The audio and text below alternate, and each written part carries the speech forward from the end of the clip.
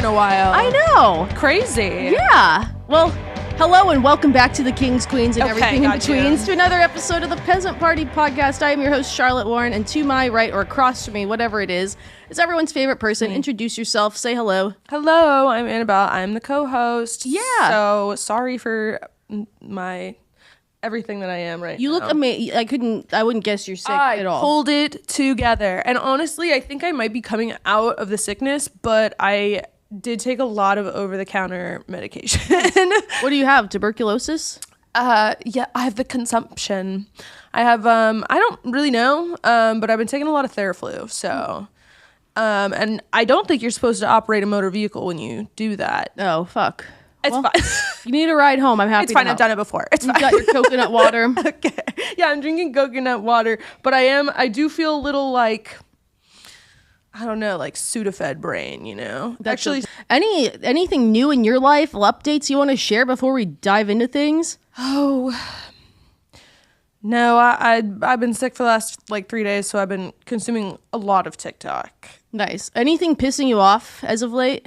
Any dating stories, story times? Yeah. You know what? Yeah, it is. Okay, what do you got for Here's me? my thing recently that I would love to know what your For You page looks like. Okay. Like right now. Like what's on your For You page? Like what do you we talked about this yesterday, but the girl, the BYU, the Provo dating show where it was like the Riley girl, like have you seen that one at all? No. Oh, there was some discourse on that. BYU. So it's it looks like one of those Jubilee videos, and I feel like my take is like I feel like I'm taking crazy pills because I feel like everyone's like losing their shit over it.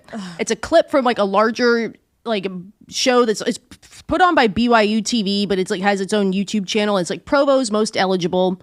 It's like 10 guys, 10 girls. There's a curtain between them, and they're basically like playing little getting to know you games. Like they're going up and introducing themselves and you know, trying. I think at the end, one couple's supposed to walk away with like a date package. Like they get like $500 to spend on a really nice date, and like they like there's a mix of like games and like little things like that. And I think they take the curtain away, but the first person to go up is a girl named Riley, and it's interesting because if you watch the full thing, it looks so much different, but Riley goes up and she's like so excited. She introduces herself. This is clearly like a wholesome, you know, like Mormon, you know, early 20-something girl. And she's like, "Hi, I'm Riley. Some fun facts about me. Like, I love to travel. I just got scuba certified. I love to ski. My favorite thing to do is host theme parties. And I'm just looking for my adventure buddy." And like, you know, very excited. She's like, just like your typical. And then so the host goes like, "All right, any gentlemen want to like take their shoot their shot with Riley or get to know Riley better?" And they all kind of like look around, and then it's like, "Okay, Riley, you can go sit back down." She kind of looks all glum and goes and sits back down. And then a confessional is like, "I guess no one liked me." But my personal take on that, and of course there's crazy discourse where it's like women are like, who are these men, like these broccoli haired guys to be like, "Oh, I don't like Riley." Like, who do they think they are? And then there was like a bunch of like counter discourse of that. Like the Twitter stuff is even worse, but it's just like, well, maybe men aren't attracted to women who like travel. She didn't say anything about when you start a family, like women who like travel are whores. And I'm just like, God, that's an insane chronically online take. But like when you watch like the full thing, it's like it's the first episode that they're doing of this. Okay. They've cast everyday people, and literally the host comes on and is like, "Okay, who wants to go first and introduce themselves?" They sit there for like 2 seconds. Everyone's looking around. Finally, Riley raises her hand. Oh, so it's the first one. Yeah, so and like, of course these are they're like early 20-something kid, like young adults, God, and like, dude. and so like when they're like, "Who wants to get to know Riley?" You see I the guys. did see this clip out of context, and I saw a clip where there was no curtain in the middle. They take the curtain down after like the first few like rounds. Well, they after, like, but like in the video where I saw Riley talking, it was like Riley talking, and then it just flashed to all the guys like looking at each other, like not liking her, and in the comments, everyone's like, "Wow, really?" Like they really they just think she's ugly, and that's the only reason that they don't want her. Yeah, and not it's because like, of her like, you know, personality or whatever. Yeah. No, but it was just like the guys are looking at it, and you can see them like looking, and you can tell they're like looking for a producer's cue. Which like I did like the YMH like show, and that was all acting. Like it was like a fake dating show. It was supposed to look like one of those Jubilee videos with an insane guy, but it was ad-libbing. Right. And like they're just like, you know, react in real time as things are happening, and like it was awkward like that too, because it's like who goes, like it's still like who wants to go first. There's still this like and like no one knows how this show's supposed to go. I feel like Gen Z is like hyper aware of how they look on camera, so like I think no one wants to be like the first one to speak. Like they don't really know how the show works. Like if it's like,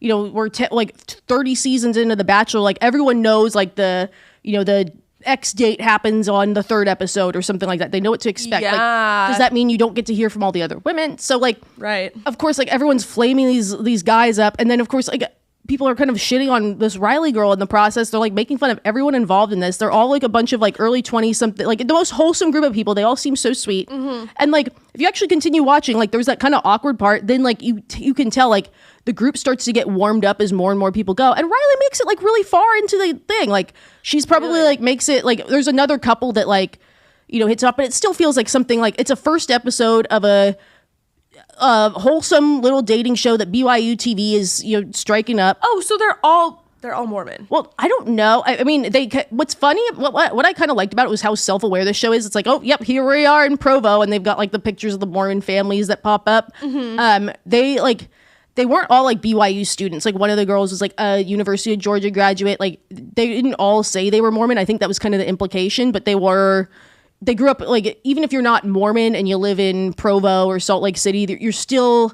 more conservative than I would say someone living elsewhere. You date a little bit more, you know, a little more family oriented and stuff like that. But like this whole idea of like, oh, this girl, like travelers are like women who like to travel are whores. It's like, when you hear travel and you think like getting flown out is the first thing that pops in your mind, that's a you problem. And like the media you're consuming and people you're hanging out with versus like, oh, cool, they went on a trip with their family or something like that. Right. And like, I don't know. I hear like, oh, she likes skiing. It's like, yeah, that's the most like Utah thing ever. Like those are like the most physically active, like outdoorsy people ever. So it was like making me so mad to see that. Like I was mad for these kids. Like, you know, people were making fun of like, you know, the women that were, you know, not Riley, just like, oh, like these are the superficial girls. It was like, this is so mean. These are just like young people who like raise their hand to have a new experience. And like, what the fuck is this? Like, I don't know.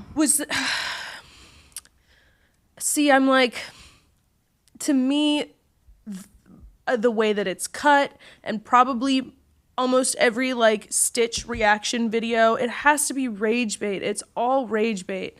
Like, I don't, oh my God. Do you think that it's fair that like going on to a show like that, volunteering for a show like that, that you kind of have to take whatever you kind of do, like you sign waivers for that, like it's part of the deal. Like, is that fair? You know? Yeah, it's part of the deal. Like, it's unfortunate. Like, and I think there's hard lessons that get learned, and I think there's hard lessons because those comments, like, they don't just hurt. Sometimes they have a bearing on how people view you. Oh yeah, like there's people that have gone on like The Bachelor and stuff like that who got like a weird edit. And like it gets brought up in job interviews and stuff like that. Totally. Which like it's interesting because you can tell like people were like hyper aware of like how they're perceived on it, and then that bit them in the ass. Like when they're looking around for like a producer to be like, you go up or something like that. You can tell no one wants to be the first to go up. No one wants to say the wrong thing. Like when it's like, tell me about yourself. Like everyone's like kind of no one's going too deep because I think people especially like young Mormons where like what goes on in your personal life comes up at church.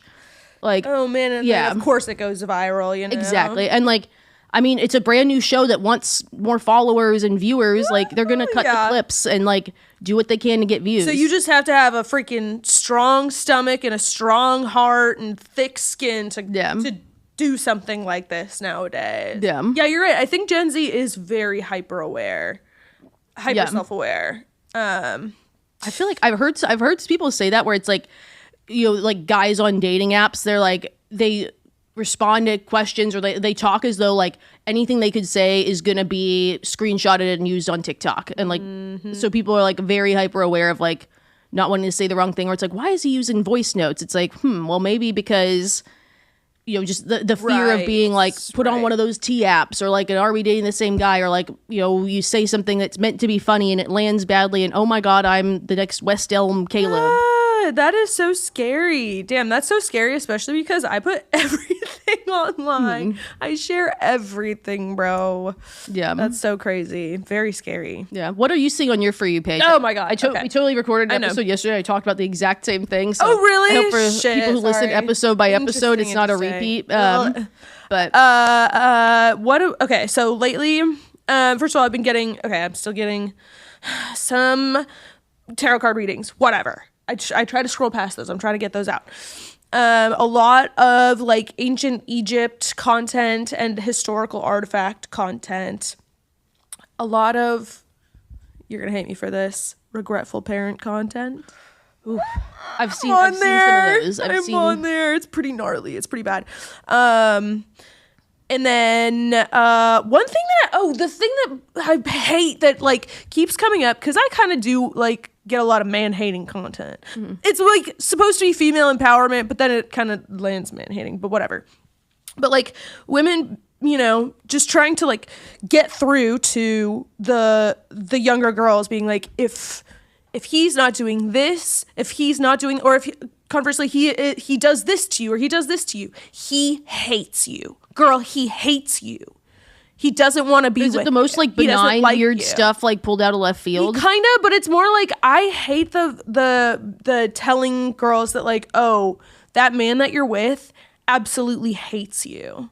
Because it's like, oh, that sucks, because that makes it sound, that feels like he hates me because I'm not good enough. Yeah. Well, it's also just like, it's less about like who can, like, because there are people who love people, and like some people treat the people they love terribly because they know they're not going to go away, or that they think there's no risk to it, and so it's like, I would say less of what he thinks, but like I hate her. It's but it's like less of like, does he like me or not, and more of like, does that not make you feel bad? Like, like how do you really feel when he says that to you? Like, do you wish he didn't? Like, how do you feel? Yeah, because like totally. That's empowerment. Like, oh, he hates you. It's like, that's going to be like, well, what is he thinking? Blah blah blah. Like, he's being mean to you and you don't like it. Yeah, it's like he doesn't respect your feelings. Yeah, but like being like, girl, he hates you. He would so much rather be with somebody who's way better than you are. That's like how that sounds to me. Yeah, and it just like, oh, it hurts every time I hear a girl be like, he hates you. If he's not, he hates you. And like, I don't know, it just knocks the wind out of me. Yeah. But, and it's like so much stuff that's like, oh, this is female empowerment. It's like, how is this empowering? Like, you're being a bitch to other women and like you're unnecessary. It's like, oh, I'm tough love. It's like, that's not tough love. Like, love cares, and like love, like stitching a TikTok to like make that a million people are gonna see to like make someone feel bad is not tough love. Like, that's right. Yeah, I think like tough love, speaking to girls who are like going through a breakup or who are in you know, kind of falling apart relationship and being like, he hates you, like, run. I just feel like when you're in that place, like, that's not what you want to hear. No, that doesn't make me be like, I gotta take my life back. That's like, because there's like certain things you can say to someone that's like, oh fuck, you're right, I'm gonna take my life back. Yeah. Like, it's just like when people are like, I hate this advice, like when people are like, when he says he doesn't want to be in a relationship, it just means he doesn't want to be in a relationship with you. Yes. I'm like, that is actually not helpful. Seriously, like, that's exactly what I'm talking about. The like, he hates you. It feels like, oh, I'm literally disgusting. Yeah, and it's like nothing about that makes you be like, oh fuck, I gotta move on. It's like, it makes you just wallow more. It makes you want to go sit in your house and like cry. Yes. There's certain things that you can say to someone that makes them walk away from a situation that is not good for them, and are like, I gotta change things. Being like, he hates you. Like, he doesn't want a relationship with you. It's like, he doesn't want a relationship with you. He wants it with someone else. Yeah. Like, don't.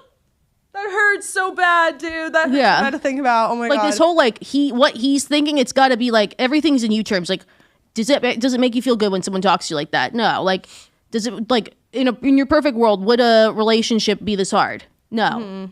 You know, there's other things out there that you could find. Like, there's a million other fish in the sea. Why are you like? Yeah. I don't know. It just, that kind of stuff pisses me the fuck off so much. Yeah, for real. Yeah.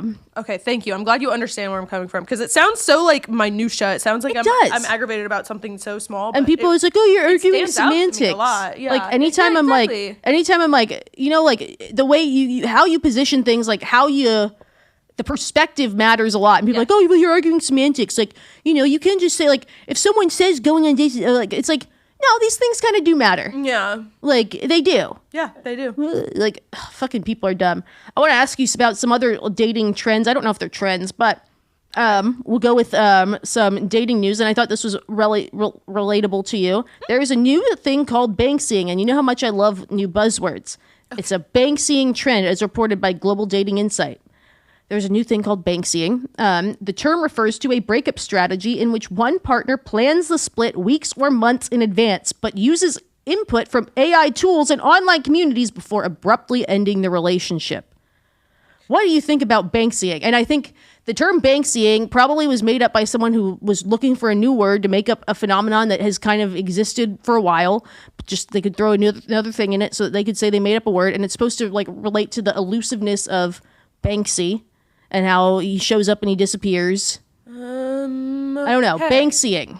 Yeah. So what do you mean by using AI and other resources? So that's what's weird about it, is because like something I do agree with is like the dumper has had more time to think and process their feelings and come to their decision, right? And like kind of be over it by the time they break up with you. Not fully over it, but like in a way that the dumper isn't. Like the dumpy is surprised. And like, yeah, you plan ahead. Like, is this person really that bad? Should I break up with them? I think the AI tools thing comes in a sense that like, in like online communities is like people using ChatGPT to help them craft breakup texts. Oh my gosh, that's so funny. That's so common. Or going to like Reddit and be like, should I break up with this person? Which like, this is really just like a slow fade kind of thing, but like just with some little modern twist thrown in. Yeah.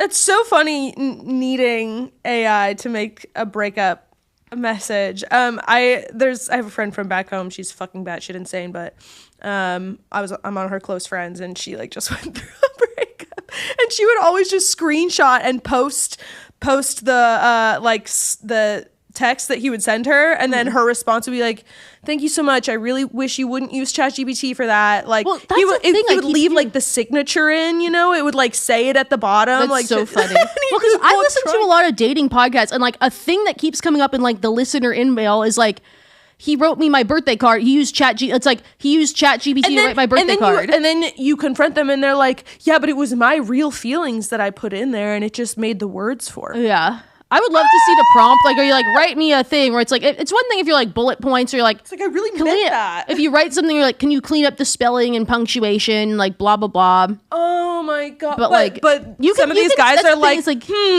sad, angry, like, write me a breakup text. That's all I can express. Yeah, and like you can tell too, like, because I use I'm a one-person marketing team at work. I use ChatGPT to write emails, and like you can tell it works for marketing copy. Like it works for like, you want to tell people to come to some like event your like work is hosting for all your prospects and clients, and like it works when you're trying to do like hokey marketing language that you put in a brochure.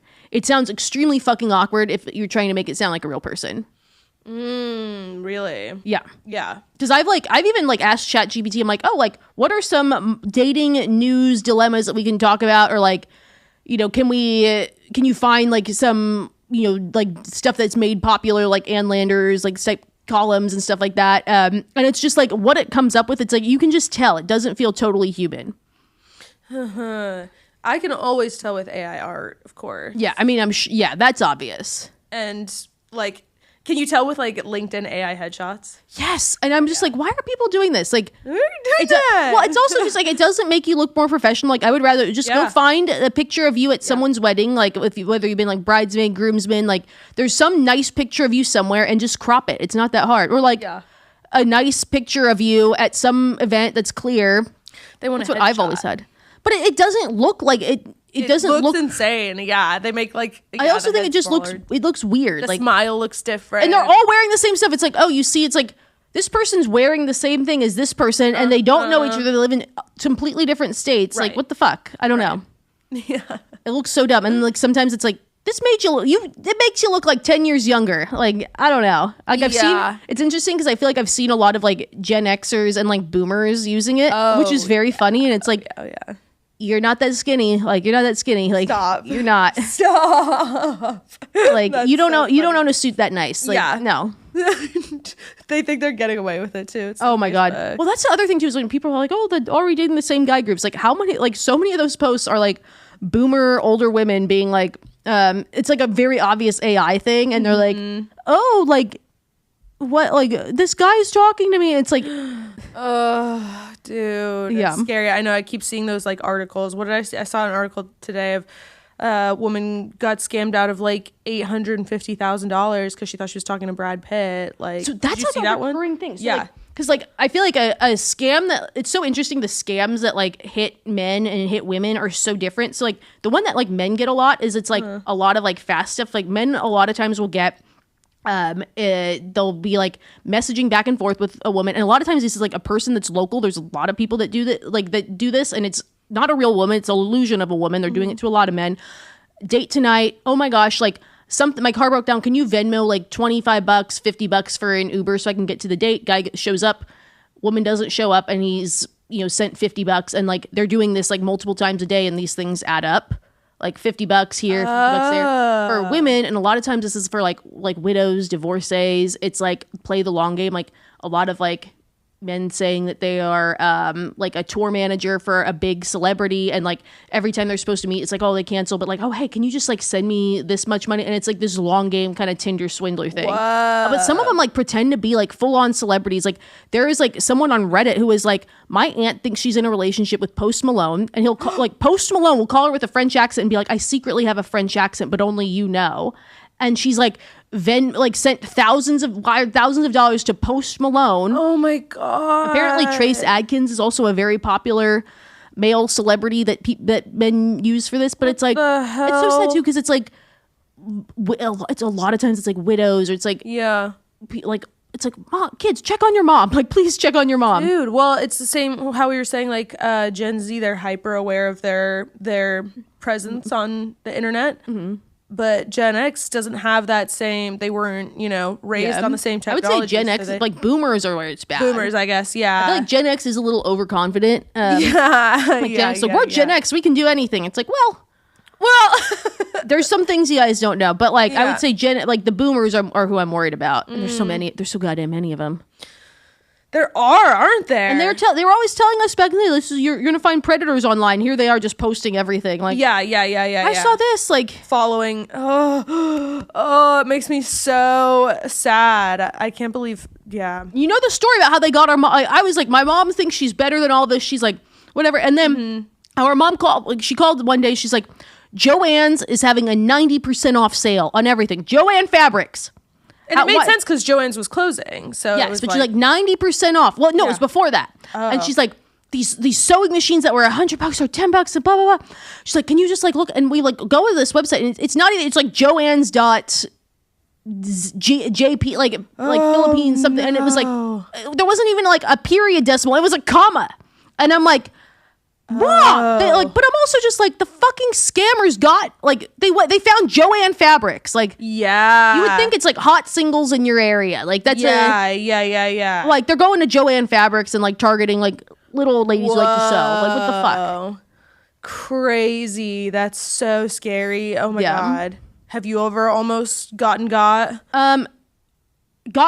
No. I mean, I'm still pissed about the brand deal, but I get like weird things where it's like I've responded, but then I'm like, oh, this is sketchy, and then I don't like I'm like, oh, like I'm interested, like what's this brand deal, and then they like want a little bit too much information up front, and I'm like, no. But like there's a lot of scams that go to creators, and I would definitely worry about like, you know, people that maybe don't have experience like receiving legal documents and contracts and stuff like that. Like I'm very lucky that like I got into content creation when I was older and had like kind of gone about my day and like maybe didn't need the money so badly, or like had read and signed contracts in my life before where I know if something seems fishy. But damn, you could manage like a social media personality, like actually, you know? I mean, I'm not managed. I mean, I've managed. I mean, but you know how to like go through all of this stuff. I don't know, it could be a career, but I've got one of those already. But I do. This has helped my actual career. Good. Another dating news, and I'll have you read the mailbag. Mm-hmm. Couples who meet on dating apps are apparently doomed, according to science. Doomed, I think, is a strong word used for clickbait, but I guess there's an article about data gathered from over 6,000 participants across 50 countries, where people, there's a large percentage who met their partners online, some who didn't. But apparently people who met their partners online reported lower relationship satisfaction and intensity of experienced love than those who met offline. According to the researchers, there were several reasons behind those findings. Notably, couples who met offline tend to be more homogamous. That's not homosexual, that's homogamous. Or have similar characteristics than those who meet online. So similar social and educational backgrounds can positively impact relationship quality by fostering greater social support and acceptance, shared life experience, and alignments on values and worldviews. How do you feel about that? Do you agree? I do because that makes perfect sense. I had always also thought like meeting somebody online or through a dating app, you go into it with A clean slate. No, like the expectation of dating. Mm-hmm. So it's kind of an expectation on both sides, or like there's just kind of that weight and that pressure on it. Mm-hmm. You can't start you can't start like assuming that you're both friends, Yeah. Which I think anywhere else, if you met somebody, you can be super flirty and chat with them all night, and you can kind of like, you can get away with a lot. But then there's still kind of the plausible deniability, I guess. Oh, yeah. Yeah, that like, oh, it's just friendly. And then it kind of blossoms. And I think that is like really important to a relationship. Yeah. But also, yeah, like school and work and having those commonalities, I think is Yes. also super important. I mean, I agree with that. The other thing I saw is like, and I don't think that people are intentionally going around bullshitting themselves. I mean, I think people do, but I don't think it's so much that as like people can sell a version of themselves that they want to sell or that they believe themselves to be without like, I think if you meet people through friends or something like that, like you've got kind of this warm intro from other people, or if you're like, oh yeah, I grew up like playing golf, I was on the golf team, your friends right next to you and we're like, yeah, you did it for fun and you sucked. Like you have less room to like oversell yourself. That was I agree. Like the common like socioeconomic backgrounds, like even just little things that you wouldn't really think of. Like you go home for Thanksgiving and you have the same kind of manners that you're used to and customs and stuff like that. Like stuff people wouldn't think about. Crazy, yeah. But I do think there's like that. Like that's so true. It's easier to oversell yourself or sell the version of yourself that you really truly want to believe you are and think you are, but maybe aren't really. I don't know. So crazy. That's so true. Wow. Yeah, I hadn't really thought about it like that. Anyway, want to read a fun question? Okay. Mailbag. Situationship wants a threesome. I've, female, 29, been in a multi-year mutual situationship with a man I've known since freshman year of college. We'd been off and on in a real relationship over the years, but took breaks for things like moves or career stuff while still staying in touch. We're finally back in the same city, but a serious relationship or possibility of it is done at this point. However, what we're doing works as neither of us is truly ready for something serious with someone new. Anyways, situationship and I were hanging out at his place, mostly talking about ways we could spice up our sex life and things we'd be open to trying. The topic of threesomes came up, and I mentioned I'd always been interested in exploring that if it were the right situation. As you can probably imagine, his eyes lit up, and he started talking about how to make that happen. He immediately suggested friends of mine, which I said no to because that would be weird, but then he started suggesting women I'd never met, which also seemed weird. I stressed that it'd really have to be the right situation for me to be down, and that if it involved aggressively propositioning people in a way that could harm my relationships or reputation, then it wasn't worth it. He dropped the subject. Since then, I've had several female friends report back to me that situationship has been sliding into their DMs or sending likes on Instagram. When one called him out, he told her that our thing is pretty open if she was interested. The one time I invited him to hang with my group, since they all know him well at this point, he kept bugging me about the threesome conversation and kept trying to talk to my friends about open relationships and threesomes. Next one, sorry. I'm really frustrated that an attempt to be open about sexual interest has torpedoed a really solid and stable, I know this is an oxymoron, situationship. Our thing worked for so many years and was pretty issue-free, and I could pretty much talk about anything with this guy. But the second threesomes came up as a floated idea. It's like there's no turning back. Is there any hope of salvaging my situationship, or is there a way to look for a threesome that doesn't involve badgering my friends? I am open to it for the right situation, but it seems like the stars really have to align for that type of thing. Thoughts? What are your thoughts on...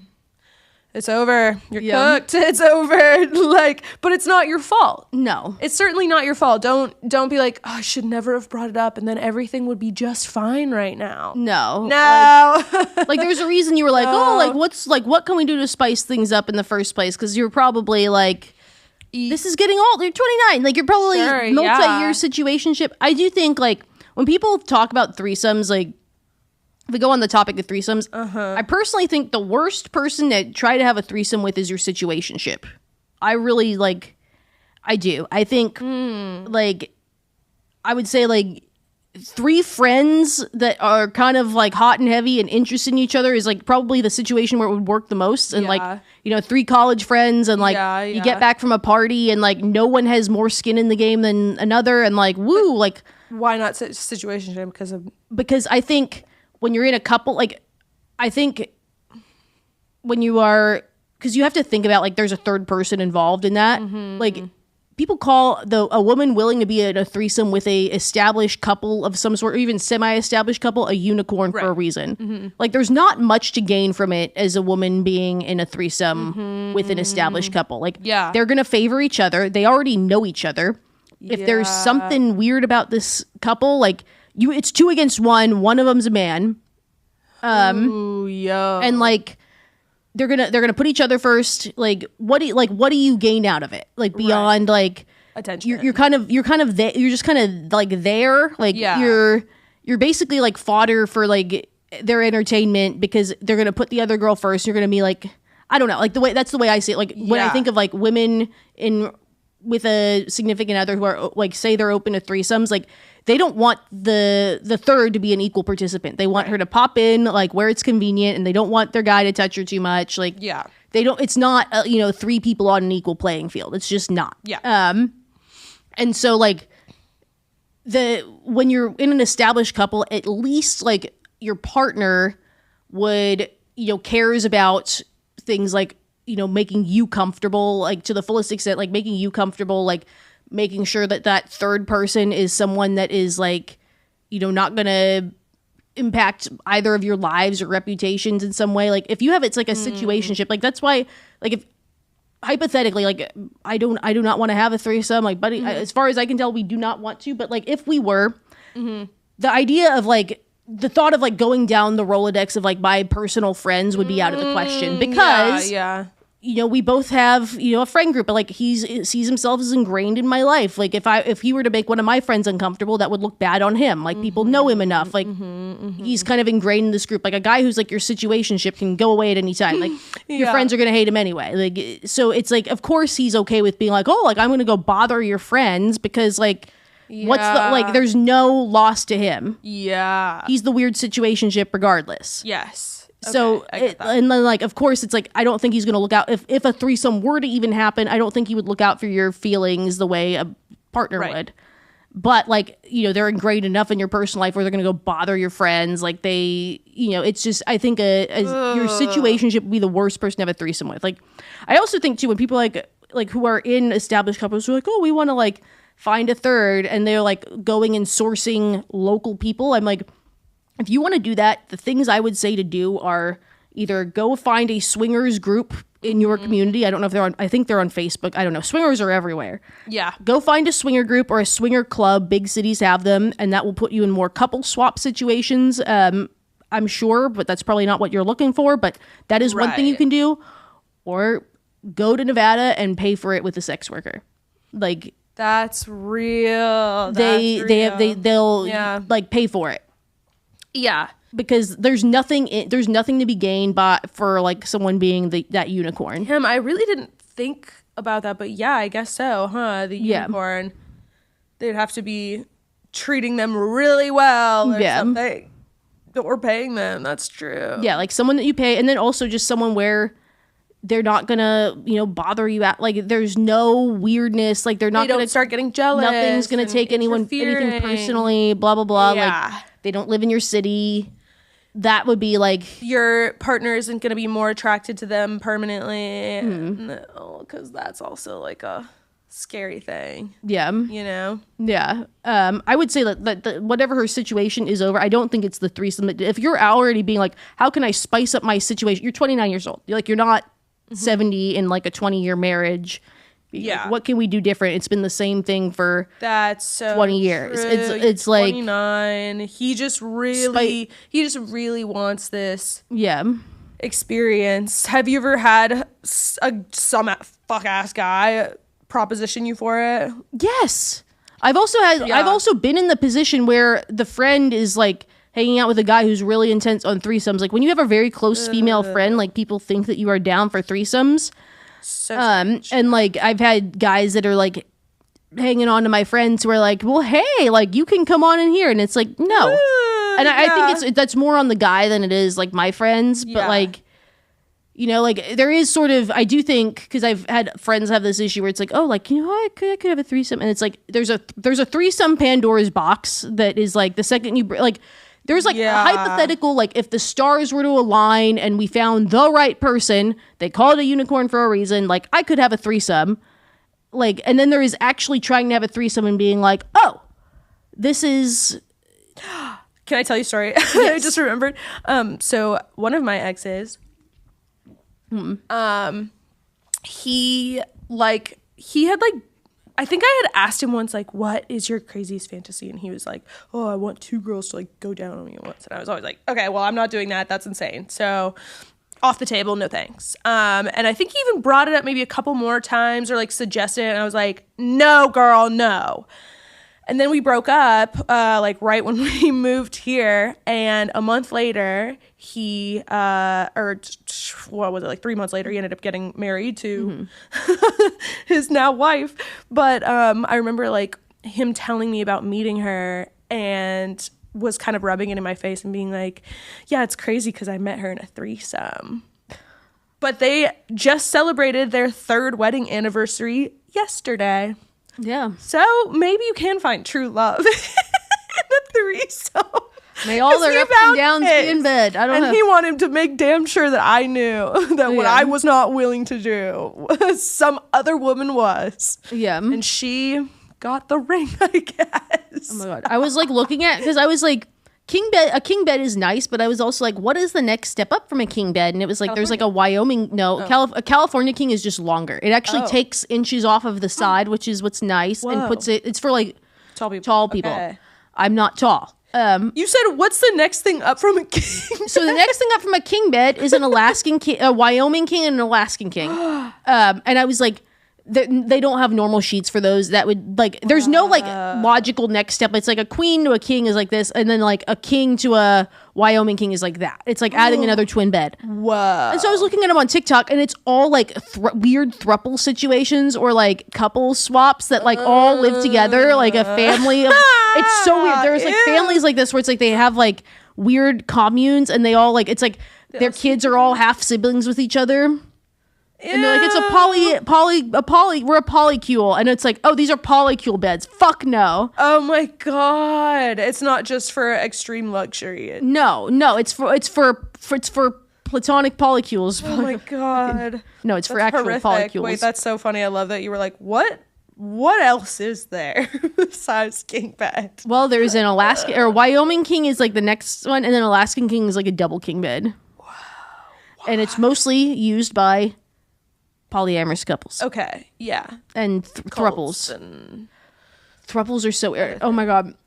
One of my favorite like TikTok memories, and like I don't know who else would remember this, but it's like there was this like creator, it was like the History Wizard, and he was like, he would make stuff where it was like, what is a dog whistle? Or like whatever. And then he kind of like just went to chronically online. Like he would like be like, anytime you see this number, it's like secretly a dog whistle. And like, so people would kind of like make fun of him. And someone comments on one of his videos, like, does your wife's boyfriend like watching your videos?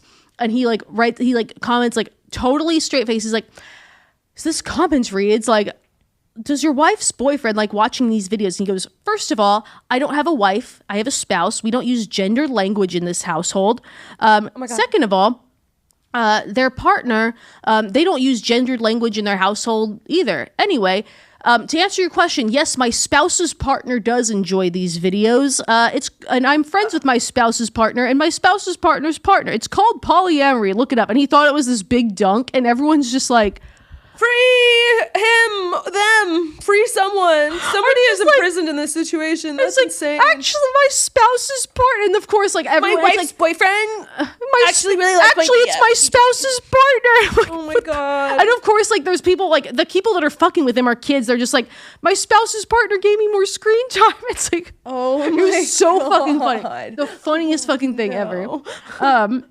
I got one more thing, and I'll read it because you sound a little sicky. I am. But yeah, threesomes.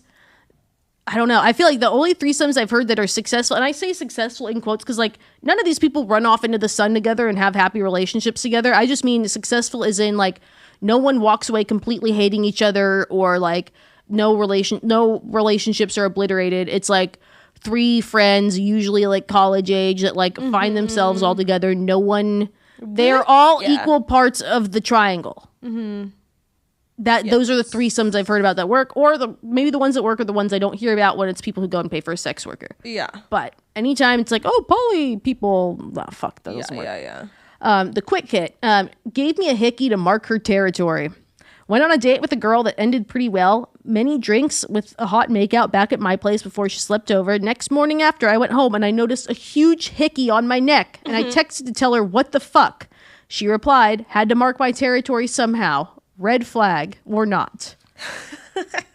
I think it's just a crazy cheeky drunk thing girl you would thing say to if do. someone was like, you gave me a hickey. It's like you could either be like, oh, I'm so sorry, or you could be like, there is a cheekiness to like trying to say that. Yeah, I don't think it's like you intentionally. I don't think I know what I did there. I also think too, like if someone's like kissing you in a way that is like an intent to give you a hickey, like you know it quickly. Like you're kind of like, why are you sucking? Like, oh yeah. I say this as a person who has been in high school, which is why I read this. I'm like, what are we, like 16? Yeah. Where it was like coming to school with a hickey kind of made you cool. Or did it? Or maybe it didn't. The people that always made us look cool. The people that always came with a hickey were like the weird gamer kids. You know, I wasn't a weird gamer kid. You had hickeys in high school. I had a hickey once. I remember you being like, "Oh, I gotta wear a scarf to cover it." But that was a thing that you would do. That was a thing you would like wear. You would subtly wear a scarf. Like, whoa, I like your scarf. Oh no. It didn't actually make you look cool, but high school kids think it does. Dude, for me, in my grade, it was always like the weird gamer kids that would like hang all over each other, or like the theater kids. I was not one of those. The sexually active theater kids. Sexually active band geeks. Why were they like so much more sexually active than everybody else? Autism, I think. I don't know. Yeah. I don't know what it is. Probably. But I think, for some reason they were like so much more open about their relationships. And now they're all in polycules. Yeah, I think that's, right? Like, it was why were in the open weird relationships always look like that? Dude, the weird kids were so open about what they were up to. They still are. They still are. I don't know. Crazy. And now Andrew is our wedding officiant. They're just curious people, I guess. And how can you hate them for it? That's the thing. It's like, you can't hate them. Like it's right. They're weird. Just like Mormons are kind of weird. All right. Yeah. Well, Mormons are sex freaks too when they leave the church. Soaking in, like, that's when you're still within. But then when they leave, they're like, wild, dude. Well, yeah, because it's like they've lived like a totally normal life. And I had Jen Croshaw in this podcast who like talks about like leaving the Mormon church, and like it's so cool. It's so insane because it's like they've lived like, for the most part, like Mormons are just like, they're the most like adults in so many ways, except for the, having a growing up having like that teen sexual experience, like traditional, like I wouldn't want to say traditional dating, but like just normal like child and adolescent development, like social development. And so it's so interesting how it all like pans out, and like it's and then of course it impacts your psyche for the rest of your life. Oh, for sure. I've even said too, like people that are like super religious, where it's like your whole life it's like no sex, like sex before marriage bad, you're going to hell, and then the second you get married it's like, when are you having kids, are you trying it? And all of a sudden like those same relatives that are like, no sex, no sex, no sex, or like, are you having sex? Yeah. And like, I'm like, that must be like the weirdest freaking thing. You know what's crazy? I have a good friend who is a unicorn in a throuple with a Mormon couple, formerly Mormon couple. What the fuck? Yeah. She's told me all about the sex club, like how they go and they look for partners to switch with and all that stuff. Well, because also like a lesson that I learned in economics in high school was like when you drive the stakes too high, people will cheat. It's just like if you go to the UK and you look at like the guns that are legal because they can't have like normal revolvers. It's like it's like just it's all like it's so weird. When you drive the stakes too high, people will cheat. Like if you're like no sex, it's like that's where soaking comes in. Or like have you heard like where it's like the Mormons, they not only do they soak, they sit in there and they just they do a just the tip thing. They have the roommate go under the bed and shake kick the bed. mattress, and because Loophole. they're not the one thrusting. Still going to heaven. There is a loophole in everything. Like so much of like God can't see if the you weed's wrap not legal your here, head but in this tinfoil. weird brand of THC is. We've got Delta 9 and it's fucking weird and I hate it. True. People Tastes artificial and gross. It feels artificial and gross. Like it's not even the taste thing. Damn, that's hectic. That's so true, huh? Yeah. Sheesh. Fucking humans, we want to follow the rules and we want to have our cake and eat it too because we're fucking cake sluts. We're cake whores. That's me. Cake whores. Just make good choices, please. Don't be a No unicorn. soaking. Don't be. No thruples. No. For now. Not allowed. Okay. Bye. Bye.